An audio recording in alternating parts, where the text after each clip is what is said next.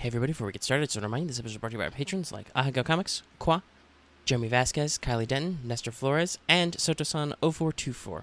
If you like what we do and want to see us do more, consider supporting us on Patreon. You can get access to episodes early and lots of other goodies, and it'll really help us out. Thanks for your support, everybody.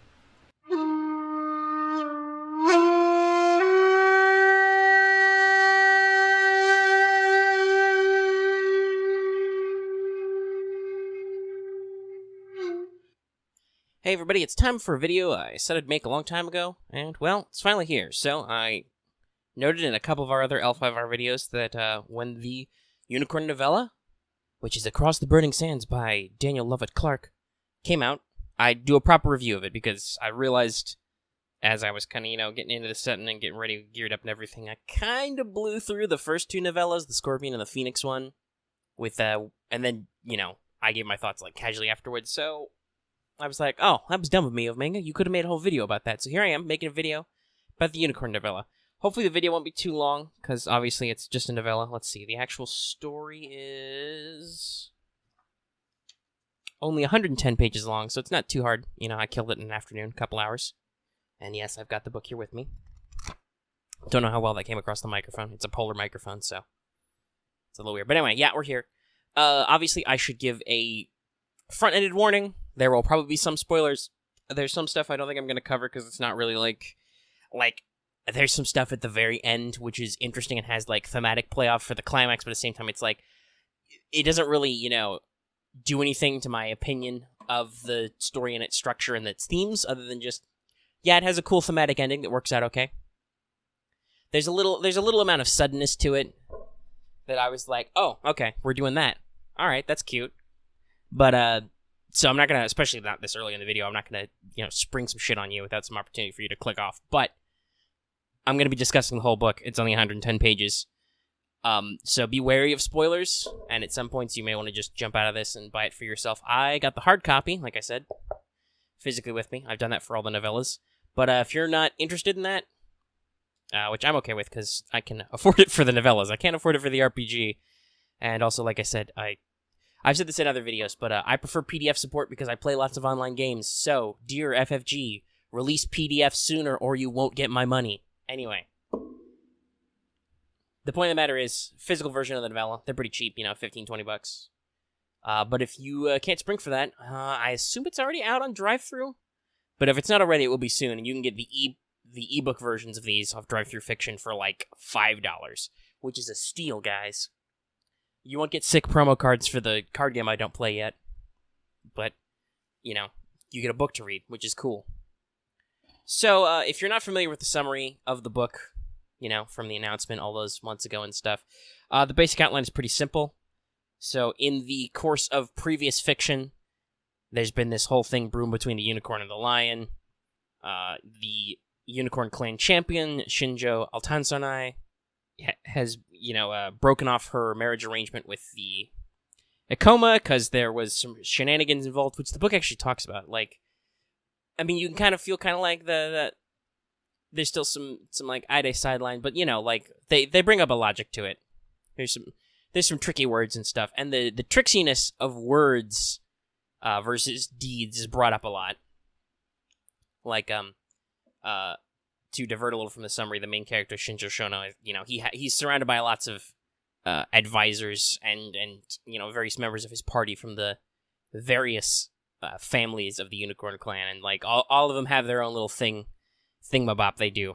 Though, I will say this, overall, this novella I think is pretty good because you don't necessarily feel like the characters aren't developed, even though it's short, because the story's really about Shono. I don't think there's any points of narration that are not from his POV, and you get a lot of his internal monologue all the time, and so it details other characters, but you don't ever see what other characters are thinking, and the question that Shono has about what certain characters are thinking is actually a big deal in the story.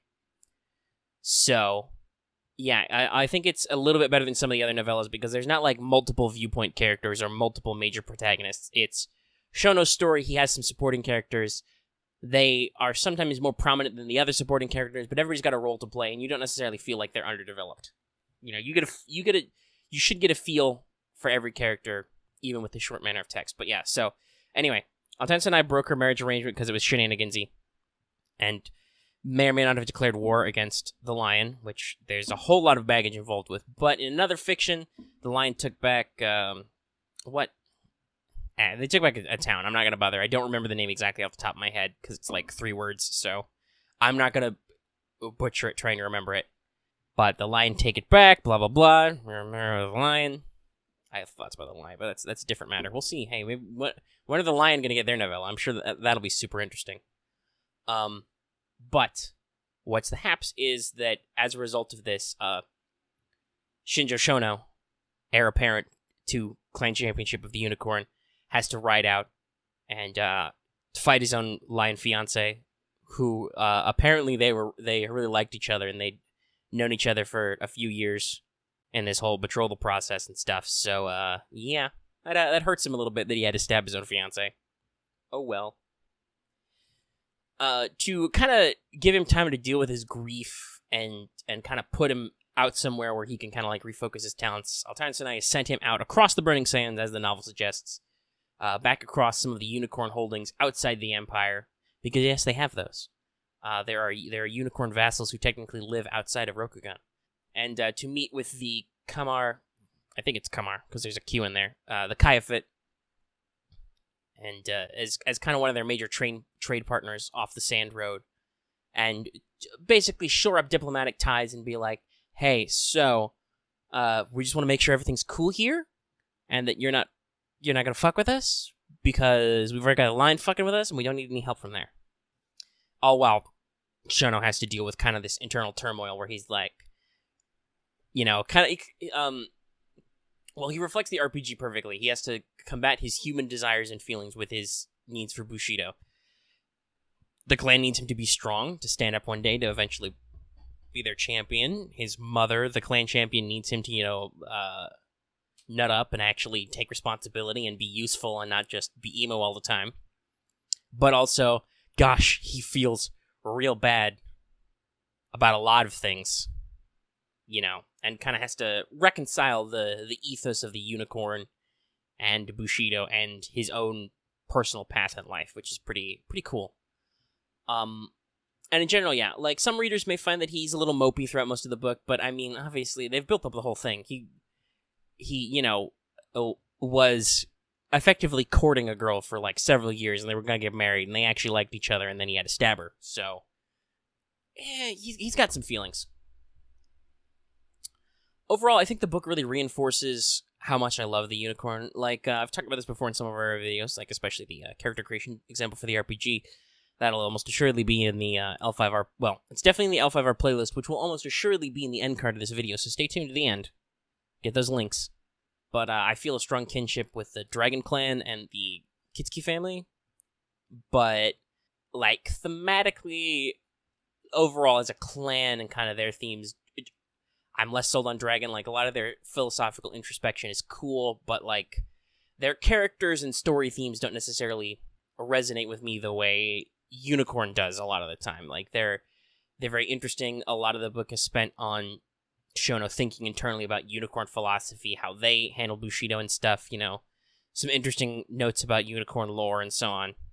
For example, it's a big deal that, like, they talk about that you're not supposed to spill another unicorn's blood because of how they respect compassion, so if you have to execute a traitor, they wrap him in a carpet and trample him to death with horses. So, like, they have their own customs, which are kind of brutal, but also they, have their own way of thinking about things. They put their compassion foremost, and they put their freedom foremost, which is an interesting idea, because that's not necessarily handled by Bushido, but at the same time, to the unicorn, it's like, no, this is how we express our compassion and our honor, is by being free and one with the world and stuff. And, Shono spends a lot of time pining for the open plains when he's in a city, though he's also kind of, like, sucked in by all these new experiences and stuff, so to me, it just reinforces a lot of the themes of the unicorn. And maybe it'll address some people's concerns or comments about what the unicorn are thinking about stuff, Because I know there are certain people wearing yellow mons out there who trash talk the unicorn and their so-called breaking of their words, even though the fault clearly lies with those dastardly scheming Akoma. And if you doubt that the Akoma are that shifty. You should actually look up what their clan founder is like. Because I'm sure he's cool and fun and all, but also...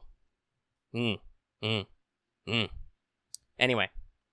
So yeah, there's a lot of that in the book. Overall, theme commentary, talking about lore, lots of little bits here and there. Lots of discussion of, like I said, letter, speech, words versus deeds kind of stuff. There's an Utaku character who's accompanying Shono as his Yojimbo. It's Yumino. I think she has a card.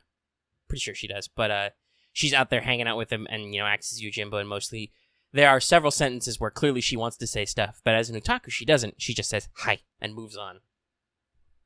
And then some of those times are italicized. There is a lot of emotional nuance on that single syllable. But yeah, mostly she's just quiet and just does stuff. She's even freakishly quiet as she kills dudes. And yes, there's fighting people. It's not all political thriller, though there's some of that.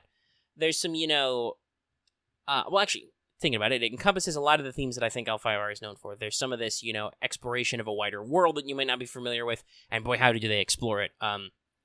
FFG lays out a wealth of possible bits and bobs to comment on Gaijin lands and their connections to Rokugan, especially through the unicorn out there, that you can use as, plot hooks for future stories, or especially if you're running the RPG, which obviously is my concern. But it doesn't necessarily overcrowd you with details and stuff. It's just yeah, there's these guys from these guys, they used to be this guys, so on and so forth kind of stuff. We're partners with these people and those people. There's a decent kind of understanding of the Kamarist faith as kind of a very obvious analog to Islam, but also almost as a mirror of how Bushido and the Tao of Shinsei are kind of treated as they're held up as a mirror, and there's a very... thinking about it now, it's, a little heavy-handed, but there's an explicit comparison, which, those of you who have played the RPG, hey, by the way, I have a duty versus desire video, but you'll recognize this conflict. Shinjo looks at one of the other major characters, and unfortunately, I'm struggling here trying to pronounce Kayafit and Kamarist regularly, so I'm not going to hurt anybody's ears by trying to sound out some of these, names from these, Burning Sands peoples. I'm sorry, I just some of them are pretty easy. There's a guy named Ma'aruf, and there's a Rashid, and there's some Mahmoud. There's some real life names, and there's some other ones which are I may or may not be real life, but at the very least they involve some double vowels and stuff. And I'm not sure how to pronounce this, and I don't know if I want to try, because I've said this before in my videos. I don't always speak English good, or enunciate English good at least. Handling other foreign phenoms is harder than you think, but he looks at this character and he explicitly thinks to himself, oh, she is trying to reconcile her human desires with the way of the nameless prophet, the same way I, a samurai, must reconcile my human desires with Bushido. So yeah, hey, that's a great way if you wanted to write a Burning Sands RPG. They're not going to explicitly write Legend of the Burning Sands, though, because they didn't buy that IP. Just the name Burning Sands is part of L5R, and obviously Ivory Kingdoms were included, so those are all still mentioned. The contents of the Burning Sands, though, are not. So they're all different. There's some different stuff. You learn a little bit of lore stuff.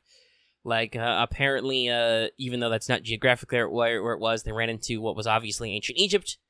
They worshipped the sun, and they had sorceress god kings and stuff, immortal servants, and Shinjo kicked the shit out of them. And then at the end of the book, there's those little lore tidbits, which I'll get into later. But the final story is that Shinjo rode to the end of the world, and she met basically the world serpent Orochi, and was like, "I'm gonna stab you." And the legend is and we don't know. Either she's still in the serpent's belly fighting it to this day, or maybe she already won and she's on her way back, because I will always return. Shinjo's pretty cool. It's so interesting to kind of feel such a legendary character's impact their thumbprint in the story without her obviously literally appearing. But yeah, there's a lot of that going back and forth. There's some interesting stuff, some interesting commentary on people, on beliefs, and so on. Like I said, the Gaijin customs and kingdoms are really used as as a way to make the setting feel large and alive without necessarily overwhelming you with technical details you don't care about, but also as like a mirror to like reflect on Rokugan and Rokugani society, which is really good. As for like plot elements of the book, it's got a little bit of everything. Like I said, everything you might expect from L5R. I think I lost this train of thought earlier. There's some action. It starts with a fight with some bandits. There's some fighting. There's some rooftop hopping. There's some sorcery afoot and stuff. Dark tomes, evil sorcerers.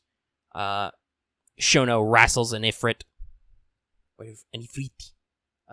There's a lot of technical detail about Jin in the book, either in the appendix chapters or in the actual story itself, which is really cool. Gives them a distinct flavor that's like, what? What are Jin, actually? The truth of the answer is that they're probably a bit like Nezumi, Naga, Kenku, Ningyo, whatever. They've been here a long time, and they're older than humans, but they follow different rules, some of which are magical. And stuff like that. So there's like mystical stuff in there. There's exploration and adventure. There's some rooftop hopping. There's some horseback riding, of course. It's a unicorn book. Exploring in the desert and stuff. There's a decent amount of socio-political thrillers, Shono has some private conversations with some people, which are both veiled and unveiled. Like, he has direct conversations with some characters, and he has diplomatic conversations with others, and you can kind of get all their thoughts and stuff. I can say that maybe there's a hint of romance in there, or not. Who knows? That, I think, is actually an open-ended aspect, but that'll be interesting to see. There's a lot of diverse characters. There's, treachery, betrayal, but also not. I'm kind of glad about that, by the way. I like that by playing it so much to Shono's POV, the questions you have about, especially in the preview fiction that kind of led up to this, that came with the clan pack, you have these questions about Moto Chagatai, and like, is he on our side or not? Could he be a threat to our handsome and precious soft boy Shinjo Shono? And you're like, yes, but the ultimate conclusion, I think, is yes, but no. Like, there's some very telling stuff that goes on there and there. And I won't spoil it if you're into, like I said, if you're just in this for like details. But like, no, there's a good examination of his character without actually getting in there. And I think it celebrates his character, which, well, first of all, he may or may not be the actual literal same character as the first run with the AEG. There's been some timeline questions. Some people are thinking this is like a Chagatai Senior, depending on how the timeline works out. Who knows? Listen, it's FFG's timeline now. They can move stuff around. But, like, it goes to great lengths to celebrate his character and to celebrate his strengths, but also there's some times they point out some stuff that's like, oh, yeah, boy, wow, he's, he either seriously or jokingly talks about becoming Khan of Khans himself, and there's some definite moments in the story where you're like, wow, boy howdy, you'd suck at certain parts of this job. So there's a lot of that. Like I said, there's Utaka characters. You get to see the Ide a lot. Ide Ryoma does a lot of negotiating and a lot of back and forth and stuff, and sometimes he's right, sometimes he's wrong kind of stuff. The other thing I do feel is like it's kind of not influenced is while there's a lot of Gaijin sorcery and stuff suggests there's not, there is an Ichi character, and she does stuff actually in the story, and she's kind of important in a couple plot points, but we don't really hang out with her a lot, so, it's not, we don't really get a super in-depth look at that. There's a little bit about, like, how name magic kind of works in the back of the book, but I do feel kind of sad that, like, we didn't necessarily get that super good look. Hopefully we can get more out of that later. Like, some back and forth and stuff. And obviously there's other stuff going on the plotline. Maybe we'll be hearing from Shahai soon, but yeah. One other thing that I've heard from other people and also concluded myself is this is a pretty positive representation of Gaijin. Like, there's some back and forth about who's the foreigner and who's the barbarian, pretty typical, like I said, dick measure and stuff. But there are several scenes where obviously the story goes out of its way to present that the Kayafit and its various component cities and peoples and whatever are pretty learned and pretty experienced. They have their own marvels, There's like a giant dome that's perfectly mathematically round with an exact diameter. So it's not as large and long as the Kaiju Wall, but it's impressive in its own right. They have feats of metallurgy and science, that are impressive or unknown to Rokugan, and kind of like, there's definitely some influences. Mathematics are referenced at a couple points, because that's where we get the word and system of algebra from, was the historical Middle East, which obviously the region across the burning sands is supposed to represent. So there's a lot of that. That's pretty fun.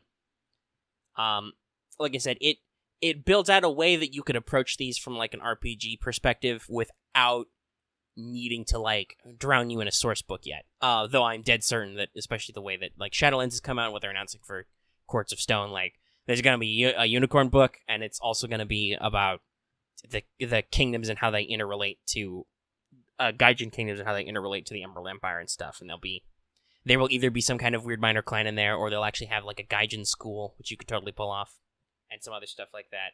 And they'll have like rules for weird Gaijin stuff. Though you can already get is it an astrolabe? No, I don't think it's an astrolabe. It's the sextant. That's right. There's a sextant already in the Mantis book, or Mantis DLC pamphlet, I should say. It's not really a book. But yeah, so like you can see the themes they are weaving that they can pick up later, either in RPG supplements or in just stories later when it comes up. Because like the Caliph is kind of an asshole. Like you definitely get that vibe that he's maybe not to be trusted. No, he's not. He's a ruler who has to secure his own rule, his own way, kind of thing. And so there's very obviously seeds that, like a big plot point, I think, in this segment is that Shino has to find a way to resolve this without just, well, we've got full-blown open warfare on the end, because this is actually a really cool plot point. Let me double check. Hopefully, editing will remove some of the science, but you're gonna hear me flip through the book. Yeah, they mention a vassal family, called the Ganzu, who actually live out on the Sand Road. They live in the Hidden Valley, and they are a slightly different people, but they are still fundamentally considered unicorn. They swear loyalty to the Khan of Khans and all that, but some of them are Kamarists. So there's like this whole conflict of like, well, the Kayafit says they're ours because of their religion, but the unicorns say those guys are ours because they've sworn fealty and they've been our vassals and part of our people and our lands for, generations, kind of stuff. So like there's some real, like I said, socio-political concerns going on, and like one of the major plot points is that Shono has to be like, okay, we can't afford open warfare with these guys on our rear flank where all our wealth comes from, because that's another thing established in the index, kind of like the unicorns started the Sand Road and they set up all these way stations they established Kanbulak as kind of like a way to build themselves up in Rokugani society by like, oh, okay, we'll get our wealth from outside Rokugan, we'll, come up with all these weird random treasures and stuff and, move on. That's kind of like how they build up themselves up. So they can't, with a probable full-blown war with a lion coming, they can't afford to, like, handle this shenanigans. And both sides, kind of the resolution to that is like, okay, so there's some stuff going on that we're like, the Kayafut could be busy, but they could also do some stuff against the unicorn. So, like, depending on how things shake out, the unicorn may have to pivot and handle this. There could be future works and stuff. Though Shono does make it pretty clear that he's planning on hoofing it back to Rokugan ultimately in the end of it. Though, there's a little bit of room for debate. He's thinking about stuff in his life. And he kind of resolves some stuff internally, and hopefully readers do too. Like, he has a lot of conflicted thoughts about his mother Altansunai, his conflicted thoughts about himself, about the unicorn, and so on. And the book is really kind of like him finding his footing as a potential future unicorn clan champion and all around kick-ass dude. And also, Sorceress eats his eye, so now he's going to have a sick eye patch. That's kind of a spoiler, but kind of not, because I was shocked when it happened in the narrative, because it just fucking happens.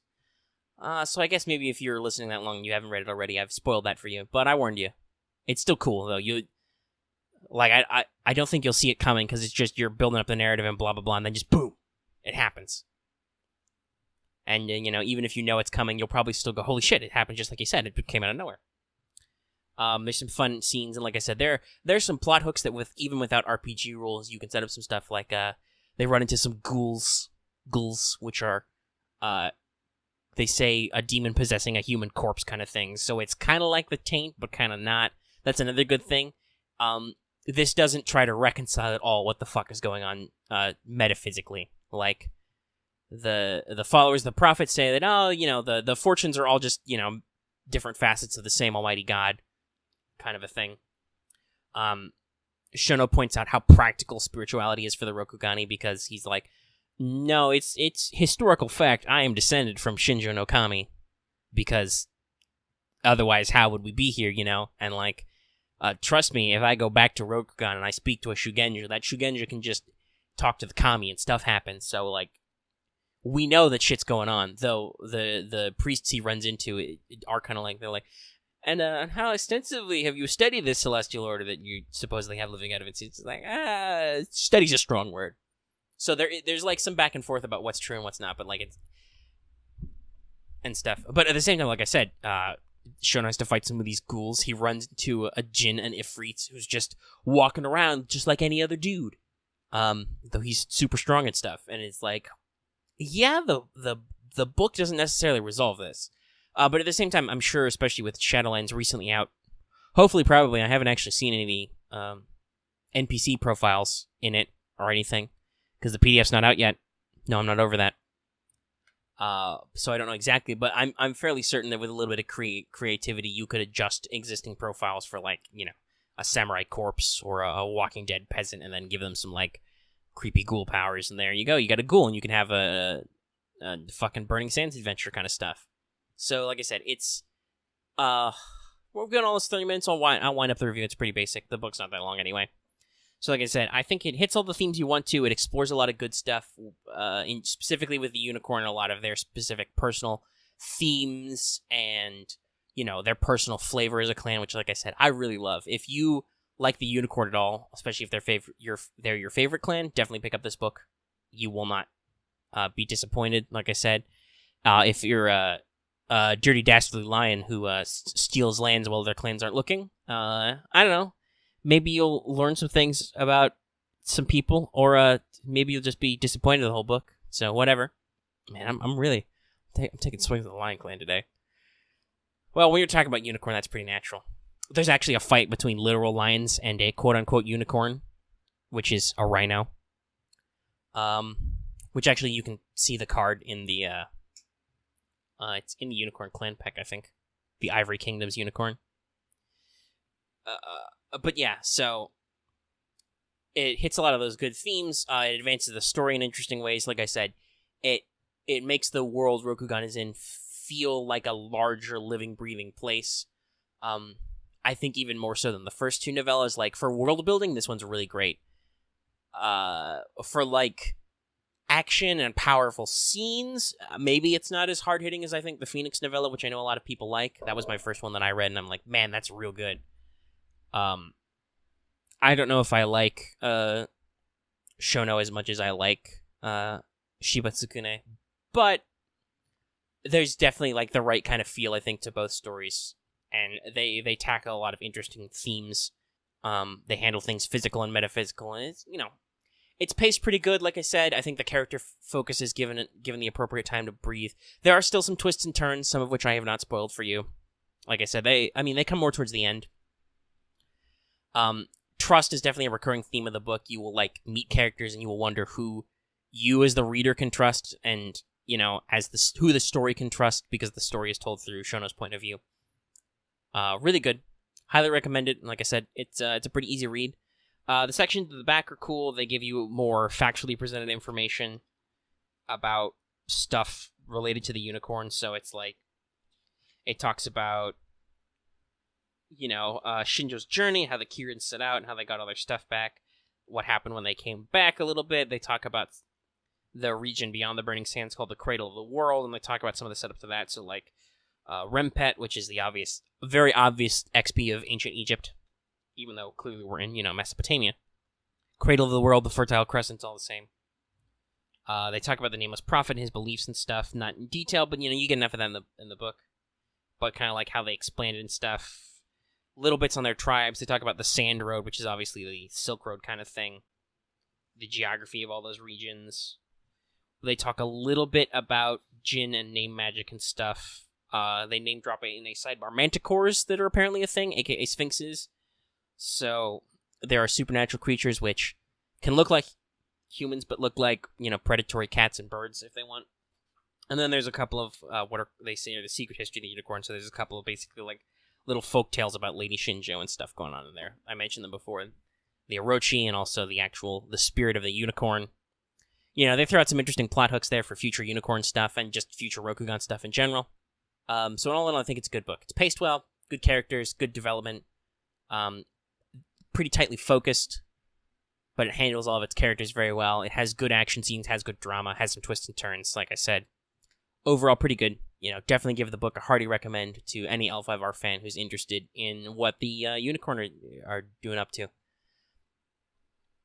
And obviously, like I said, if you're looking to mine for RPG ideas, this is, I think, definitely the most clear source of what shit is like outside Rokugan, because literally, like, I'd say 80 to 90% of the book, I'd have to actually count how many chapters there are, but there's like 2 or 3 chapters which are technically, I guess, inside Unicorn Lands, so they're not technically in Rokugan-ish, but at the same time, like, they make sure to point out that, they technically, they pay the Emperor their taxes on that land, so it's like, it's kind of a weird thing.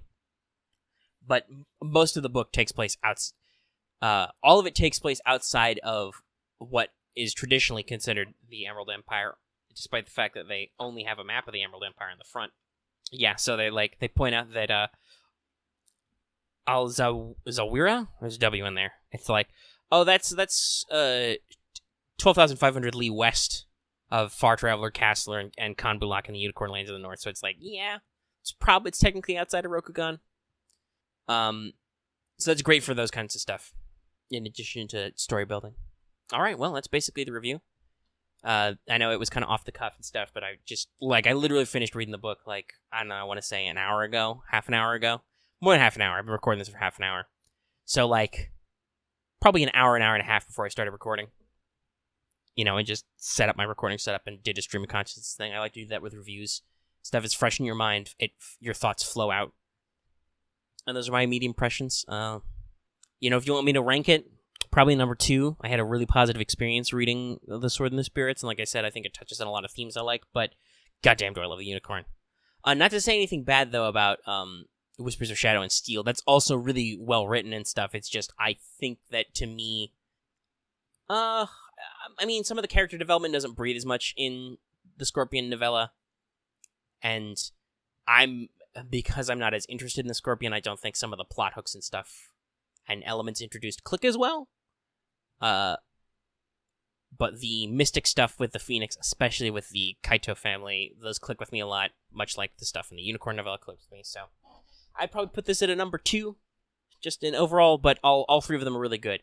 Hopefully I know it was probably not released or will not be released to coincide with the Crane Clan pack, because they're obviously releasing clan packs at a pretty sharp rate, much like they're releasing RPG books. Hopefully, maybe by about the time Courts of Stone, which is obviously going to be kind of Crane-focused, comes out, we'll at least have the announcement of the Crane novella and whatever the flip is going on there.